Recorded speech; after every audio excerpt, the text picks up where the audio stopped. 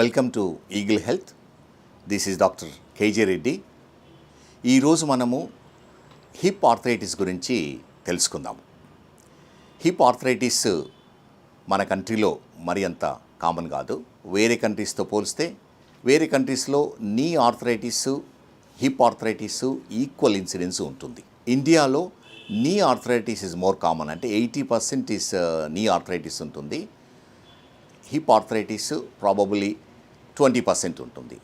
Hip arthritis ఎలా వస్తుందంటే some పేషెంట్స్లో ఏమి రీజన్ లేకుండా వేర్ అండ్ టేర్ వల్ల వస్తుంది. కానీ ఇండియాలో majority of hip arthritis secondary osteo arthritis అంటాము. అంటే హిప్ జాయింట్ బాల్ కానీ సాకెట్ కానీ ప్రీవియస్ కండిషన్స్ వల్ల డ్యామేజ్ కావడం వల్ల ఆర్థరైటిస్ వస్తూ ఉంటుంది. కామన్ కాసెస్ ఇండియాలో ఎలా అంటే avascular necrosis of the femoral head అంటాము. అంటే బాల్ ఆఫ్ ది హిప్ జాయింట్కు రక్త ప్రసరణ ఆగిపోవడం వల్ల ఆ బాల్ హెడ్ చనిపోయి ఆర్థరైటిస్ స్టేజ్కి వెళ్ళిపోతుంది. ఇంకో రీజన్ కామన్లీ ఫ్రాక్చర్స్ వల్ల, అంటే హిప్ జాయింట్లో ఎసిటాబులర్ ఫ్రాక్చర్స్ అంటే కప్ ఫ్రాక్చర్స్ కానీ బాల్ ఫ్రాక్చర్స్ కానీ, తర్వాత బాల్ షాఫ్ట్ కలిపే నెక్ ఫ్రాక్చర్స్ అంటాము. అంటే ఫ్రాక్చర్స్ అరౌండ్ హిప్ జాయింట్ అది ట్రీట్ చేసినా కానీ ఒకప్పుడు సరిగా ట్రీట్మెంట్ ఇవ్వకపోవడం వల్ల కూడా ఈ ఆర్థరైటిస్ వస్తూ ఉంటుంది.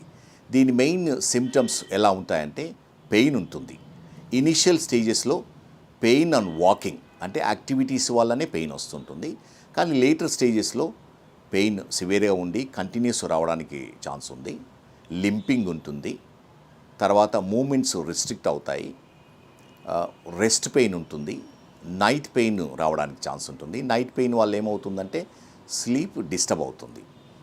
ఇది చాలా వరకు డయాగ్నోసిస్ చాలా సింపుల్ ఉంటుంది. ఎగ్జామినేషన్ చేస్తే most of the time movements restriction ఉంటాయి. తర్వాత కొంతవరకు లెగ్ షార్ట్ కూడా కావడానికి ఛాన్స్ ఉంటుంది.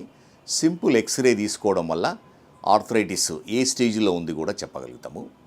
కానీ మోస్ట్ ఆఫ్ ది టైం ఇది ఆర్థరైటిస్ డయాగ్నోసిస్ చేసి ఈరోజు రేపుల్లో ఎఫెక్టివ్ ట్రీట్మెంట్, అంటే సివియర్ ఆర్థరైటిస్ వాళ్ళకు ఎఫెక్టివ్ ట్రీట్మెంట్ అవైలబుల్ ఉంది. Thank you for watching eagle health. Like and subscribe Eagle Health and Beauty.